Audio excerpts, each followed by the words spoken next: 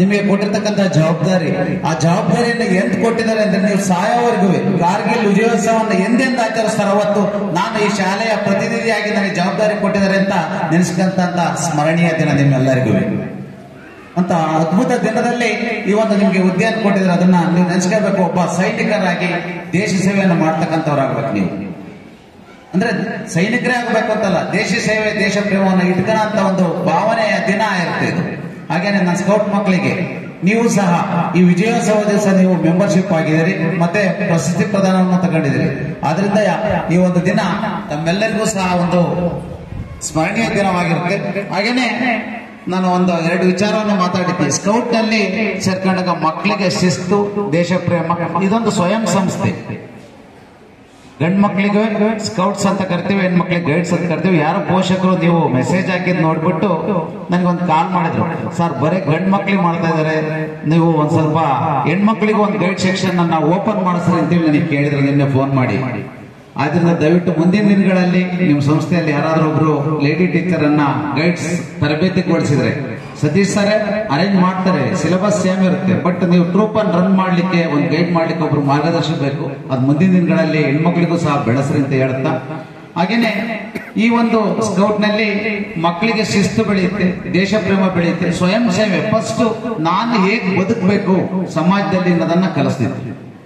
ಯಾಕೆಂದ್ರೆ ನನಗೊಂದು ತರಬೇತಿ ಕೊಟ್ಟಾಗ ಹೋಗಿದ್ದೆ, ನನಗೆ 1 kg ಹಿಟ್ಟು 6 ಜನ ಗೋಧಿ ಹಿಟ್ಟು ಕೊಟ್ರು, 6 ಜನ ನನ್ನ ಫ್ರೆಂಡ್ಸ್ ಕೊಟ್ರು ಟೀಚರ್ ಟ್ರೈನಿಂಗ್ ಅಲ್ಲಿ. ಗೋಧಿ ಹಿಟ್ಟು ಕೊಟ್ಟು ಉಪ್ಪು ಖಾರದ ಪುಡಿ ಕೊಟ್ಟಿದ್ದಾರೆ, ಒಂದು ಮ್ಯಾಚ್ ಬಾಕ್ಸ್ ಕೊಟ್ಟಿದ್ದಾರೆ, ಆಲೂಗೆಡ್ಡೆ ಕೊಟ್ಟಿದ್ದಾರೆ ಒಂದು ಅರ್ಧ kg. ನೀವು ನೈಟ್ ಊಟ ಮಾಡ್ಕೊಂಡು ಮಲಗಬೇಕು ಅಂತ ಹೇಳಿದ್ರು, ಜೊತೆಗೆ ಒಂದು ಮ್ಯಾಚ್ ಬಾಕ್ಸ್. ಅದು ಗುಡ್ಡದಲ್ಲಿ ಕಳಿಸಿದ್ರು ನನಗೆ. ಹೆಂಗೆ ನಾವು ಈಗ ಏನು ಮಳೆ ಬಂದಾಗ ಜೀವನ ನಾವು ಅಡಾಪ್ಟ್ ಮಾಡ್ಕೊಳ್ಳಲ್ಲ ಅಂತೀವಲ್ಲ, ಅದಕ್ಕೆ ಈ ತರ ಒಂದು ಕಷ್ಟ ಜೀವನಗಳನ್ನು ಸಹ ಕಲಿಸ್ತಿದ್ದೆ ಅಲ್ಲಿ. ಊಟ ಇಲ್ದಾಗ ಈಗ ಏನು ನಮ್ಮ ಜಯಪ್ಪ ಸರ್ ಹೇಳಿದ್ರು, ಆ ಸೈನಿಕರು ಯಾವ ರೀತಿ ಇರ್ತಾರೆ, ಗುಡ್ಡಕ್ಕೆ ಹೋದು ಯಾವ ರೀತಿ ಮಾಡೋದು, ಪಾತ್ರೆಗಳಿಲ್ಲ, ಇಟ್ಟು ಕೊಟ್ಟಿದ್ದಾರೆ, ಆಲೂಗೆಡ್ಡೆ ಕೊಟ್ಟಿದ್ದಾರೆ, ಮ್ಯಾಚ್ ಬಾಕ್ಸ್, ಮತ್ತೆ ಏನು ಉಪ್ಪು ಖಾರ ಕೊಟ್ಟಿದ್ದಾರೆ. ನಾವು ಎಲ್ಲ ಯೋಚನೆ ಮಾಡಿದ್ವಿ ಕೊನೆಗೆ ಯಾವ ರೀತಿ ನಮ್ಮ ಜೀವನ ಅಂದ್ರೆ ಆ ಸೈನಿಕರಿಗೆ ಎಷ್ಟು ಸ್ಮರಿಸ್ಕೋಬೇಕೋ ಆ ಜೀವನ ಅವತ್ತು ನಮಗೆ ಗೊತ್ತಾಯ್ತು. ಒಂದು ದೊಡ್ಡ ಕಲ್ಲನ್ನು ತಗೊಂಡು ತೊಳೆದ್ಬಿಟ್ಟು ನೀರು ಕೊಟ್ಟಿದ್ರು, ಅದನ್ನ ಅಡಿಗೆ ಬೆಂಕಿ ಹಾಕಿ ಕಲ್ಲನ್ನು ಕಾಯಿಸ್ತು, ಹಿಟ್ಟನ್ನ ನೀರಲ್ಲಿ ತಟ್ಟಿಬಿಟ್ಟು ಚಪಾತಿ ಹಾಕ್ತು ಕಲ್ ಮೇಲೆ. ಆ ಆಲೂಗೆಡ್ಡೆಗಳಿಗೆ ಕೆಸರನ್ನು ಮಾಡಿ ಆ ಆಲೂಗೆಡ್ಡೆನ ಮಣ್ಣಲ್ಲಿ ಉಂಡಾಡಿಸ್ಬಿಟ್ಟು ಒಲೆಗೆ ಹಾಕ್ತು. ಅದಾದ್ಮೇಲೆ ಸುಟ್ಟಾದ್ಮೇಲೆ ಆಲೂಗೆಡ್ಡೆಯನ್ನು ಹೊರಗೆ ತೆಗೆದು ಮೇಗಳದ ಸಿಪ್ಪೆ ಏನಿರುತ್ತೆ ಆ ಮಣ್ಣು ಎಲ್ಲ ತೆಗೆದ್ಬಿಟ್ಟು ಅದನ್ನ ಏನ್ ನೀವು ದೋಸೆಗೆ ಮಾಡ್ತಿರಲ್ಲ ಮಸಾಲೆ ದೋಸೆಗೆ, ಆ ತರ ಖಾರದ ಪುಡಿ ಉಪ್ಪು ಹಾಕ್ಯಂದು ಅದನ್ನ ಪಲ್ಯ ಮಾಡಿದ್ರು. ಮೇಲೆ ಕಲ್ ಮೇಲೆ ಸುಟ್ಟಂತ ಚಪಾತಿಯನ್ನು ತಿಂದು ರಾತ್ರೆಲ್ಲ ಮಲಗಿ ಕಾಡಿನಲ್ಲಿ ಬೆಳಿಗ್ಗೆ ಎದ್ದು ಬಂದು. ಆ ಜೀವನ ಹೆಂಗಿರುತ್ತೆ ಅಂದ್ರೆ ಮೆಮೊರೇಬಲ್. ನಾನು ಸಹ ಬದುಕ್ತೀನಿ ಏನು ಇಲ್ಲದ್ರಿ ಅನ್ನೋದನ್ನ ಕಲಿಸ್ಕೊಡ್ತು. ಹಾಗೆ ನಮ್ಮ ಮಕ್ಕಳು ಎಲ್ಲದೂ ಇದೆ.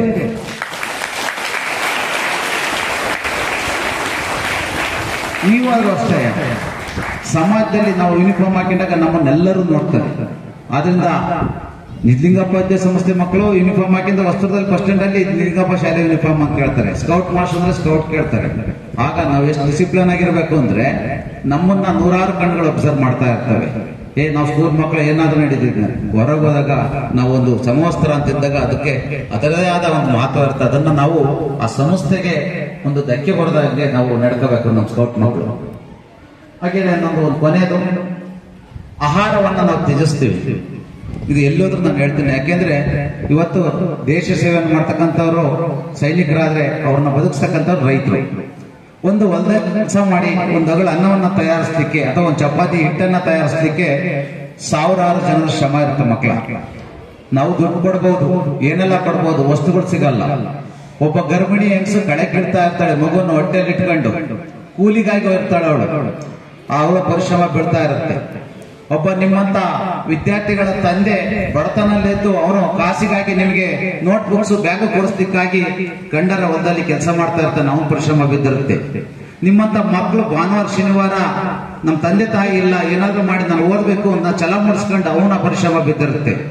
ಕೂಲಿ ಕಾರ್ಮಿಕ, ಆಟೋ ಡ್ರೈವರ್, ತಂದೆ ತಾಯಿ ತಂದೆ ಇಲ್ದ ತಾಯಿ ವಿಧವೆ, ಅವರೆಲ್ಲ ಕಷ್ಟ ಆ ಒಂದು ವಸ್ತುಗಳ ಮೇಲೆ ಪರಿಶ್ರಮ ಬಿದ್ದಿರುತ್ತೆ. ಆ ವಸ್ತುವನ್ನು ನಾವು ಚೆಲ್ಲಿದ್ದೆ ಆದ್ರೆ ವೇಸ್ಟ್ ಮಾಡಿದ್ರೆ ಅವ್ರ ಶಾಪ ನಮಗೆ ಕಟ್ಟುತ್ತೆ. ಗರ್ಭಿಣಿ ಹೆಂಗಸಿನ ಶಾಪ, ಕೂಲಿ ಕಾರ್ಮಿಕರ ಶಾಪ, ನಿಮ್ಮಂತ ವಿದ್ಯಾರ್ಥಿಗಳ ಶಾಪ. ಆದ್ರಿಂದ ನಿಮ್ಮ ಮನೆಯಲ್ಲಿ ಎಷ್ಟು ಸಾಧ್ಯನ ಅಷ್ಟನ್ನ ಬಡಿಸ್ಬೇಡ್ರಿ, ವೇಸ್ಟ್ ಮಾಡಬೇಡ್ರಿ. ಅನ್ನವನ್ನ ವೇಸ್ಟ್ ಮಾಡಿದ್ರೆ ಅವ್ರ ಶಾಪ ನಮಗೆ ತಟ್ಟುತ್ತೆ ಅಂತ ಒಂದು ಯೋಚನೆ ಮಾಡ್ಬೇಡ್ರಿ. ಅದರಿಂದ ಎಲ್ಲೇ ಹೋಗ್ಲಿ, ಫಂಕ್ಷನ್ಗೆ ಹೋಗ್ಲಿ, ಅವ್ರು ಯಾರೇ ಎಷ್ಟೇ ಸ್ಟ್ಯಾಂಡರ್ಡ್ ಇರಲಿ, ನಿನಗೆ ಎಷ್ಟು ಬೇಕು ಅಷ್ಟು ಹಾಸ್ಕೊಂಡು ಒಂದು ಅಗಳನ್ನ ಬಿಡಬೇಡ್ರಿ. ತರಕಾರಿ ಆಗ್ಲಿ ಯಾವುದೇ ಆಗ್ಲಿ ಬಿಡ್ದಂಗೆ ಊಟ ಮಾಡಿದ್ರೆ ಯಾರಪ್ಪ ಪುಣ್ಯಾತ್ಮ ಅಂತ ಕೇಳ್ತಾರೆ.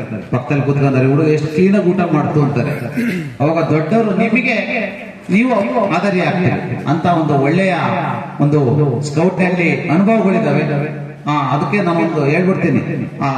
ಈ ಜಲಸಾಹಸ ಕ್ರೀಡೆ ಅಂತ ಇದೆ ವಿವಿ ಸಾಗರದಲ್ಲಿ. ಅಲ್ಲಿ DC ಮೇಡಮ್ ಅವರು ಬಂದಿದ್ರು.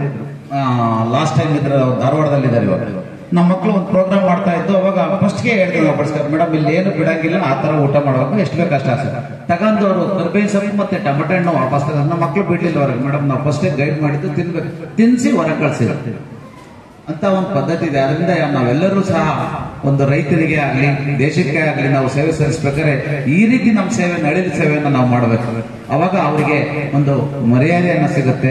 ನಾವು ಕೊಟ್ಟಂತ ದೇಶ ಸೇವೆ ಅಂತ ಅದಾಗುತ್ತೆ ಅಂತ ಹೇಳ್ತಾ, ಕೊನೆಯದಾಗಿ ಒಂದು ಮಾರ್ಕ್ಸಿಗೆ ಎಷ್ಟು 35 ಅಂತೇಳಿ ನಾನು ವೈಯಕ್ತಿಕವಾಗಿ ಹೇಳ್ತಾ ಇಲ್ಲ, ಅದನ್ನ ನಿಮ್ಮ ವಿದ್ಯಾರ್ಥಿ ಜೀವನದಲ್ಲಿ ರೂಪಿಸ್ಕೊಳ್ರಿ ಅಂತ ಹೇಳ್ತೀನಿ. ಒಂದು ಮಗು ಮೆಡಿಕಲ್ ಸೀಟಿಗೆ ಹೋಗ್ಬೇಕಾದ್ರೆ 509 ಮಾರ್ಕ್ಸ್ ಅಂತ ತಗೊಂಡಿರುತ್ತೆ. ಕೊನೆ ಮಾಫಕ್ ರೌಂಡ್ವರೆಗೆ ಕಾಯ್ತಾ ಮಗು ಮೆಡಿಕಲ್ ಸೀಟಿಗೆ ಸಿಗಲ್ಲ ಸೀಟು. ಕೊನೆಯದು ಇನ್ನ ಮಾಫಕ್ ರೌಂಡ್ ಅಲ್ಲಿ 14 ಸೀಟ್ ಇದ್ದು, 12 ಸೀಟ್ ಇದ್ದು, 4 ಜನ ಇದ್ರು, 2 ಸೀಟ್ ಇದ್ದು, 3 ಸೀಟ್ ಆದ ಕೊನೆಗೆ 1 ಸೀಟು 2 ಜನ ಉಳ್ಕೊಂಡು. ಇಬ್ರು ಹುಡುಗಿಯರು 509, ಇಬ್ಬರದು ಈಕ್ವಲ್ ಇದೆ. ಸೀಟ್ ಯಾರಿಗೆ ಕೊಡ್ಬೇಕು? ಆಗ ಬಯಾಲಜಿ ಟ್ಯಾಲಿ ಮಾಡಿದ್ರು, ಅದರಲ್ಲೂ ಈಕ್ವಲ್ ಇತ್ತು ಇಬ್ರು. ಕೊನೆಗೆ ಆ ಮಗುವಿಗೆ ಯಾವ್ದು ಡೇಟ್ ಆಫ್ ಬರ್ತ್ ಸೀನಿಯರ್ ಇತ್ತು ಅವಳಿಗೆ ಕೊನೆ ಮೆಡಿಕಲ್ ಸೀಟ್ ಸಿಕ್ತು. ಆಗ ಆ ವಿದ್ಯಾರ್ಥಿ ಹತ್ಕಂತ ಬಂದು ಕೊನೆಗೆ ನೀನ್ ಸೇರಿಸ್ತೀನಪ್ಪ ಅಂತ ಹೇಳಿ 1,13,00,000 ಒಂದು ಕಾಲೇಜಿಗೆ ಮೆಡಿಕಲ್ ಸೀಟ್ ಸೇರಿಸಲಿಕ್ಕೆ ಅಂತ ಹೋದ್ವಿ. 1 ಮಾರ್ಕ್ಸಿಗೆ. ಮಕ್ಕಳ ಯೋಚನೆ ಮಾಡ್ರಿ, 1 ಮಾರ್ಕ್ಸಿಗೆ 1,13,00,000 ಸೇರಿಸ್ತೀವಿ ಅಂತ ಹೋದಂಗಾದಾಗ ಆ ಮಗು ಇರ್ತಿಲ್ಲ, ನಾನು ಓದ್ತೀನಿ ಅಂತ ಹೇಳಿ ನೆಕ್ಸ್ಟ್ ಟೈಮ್ ಅಟೆಂಡ್ ಮಾಡಿ ಸೀಟನ್ನ ತಗೊಳ್ತಾ. ಆದ್ರಿಂದ ನಿಮ್ಮ ವಿದ್ಯಾರ್ಥಿ ಜೀವನದಲ್ಲಿ 1 ಮಾರ್ಕ್ಸ್ ಸಹ ಬಹಳ ಮುಖ್ಯವಾಗಿರುತ್ತೆ. ಗುರುಗಳು ಹೇಳ್ಕೊಡ್ಬೇಕಾರೆ ಅದನ್ನ ಏನು ಅಂತ ನೀವು ತಾತ್ಸಾರ ಮಾಡಿದ್ರೆ ನಿಮ್ ಜೀವನ ಬಂಗಾರ ಆಗಬೇಕು ಅಂದ್ರೆ ಅತ್ಯುತ್ತಮವಾದ ರೀತಿಯಲ್ಲಿ ನೀವು ಕಲೀರಿ. ಅವರು ಹೇಳಿಕೊಟ್ಟಂತ ಮಾತುಗಳು ನಿಮಗೆ ಶಿಕ್ಷೆ ಆಗಿರ್ಬೋದು, ಆದ್ರೆ ಮುಂದೊಂದು ದಿವಸ ಅದು ಬಂಗಾರದ ರೂಪದಲ್ಲಿ ಹೊರಹೊಮ್ಮುತ್ತೆ ಆ ಶಿಕ್ಷೆ.